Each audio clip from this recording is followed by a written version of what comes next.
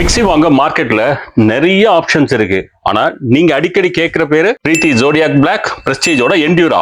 ஆனா இது ரெண்டுத்துல எது உங்களுக்கு கரெக்டா இருக்கும்னு தெரியலையா? வாங்க ரெண்டுத்தையும் கம்பேர் பண்ணி பார்த்துடலாம். ஃபர்ஸ்ட் நம்ம பிரீத்தி ஜோடியாக் பிளாக் பத்தி பார்க்கலாம். இது ஒர்க்கிங் உமனுக்கு ஒரு பெர்ஃபெக்ட் சாய்ஸ்.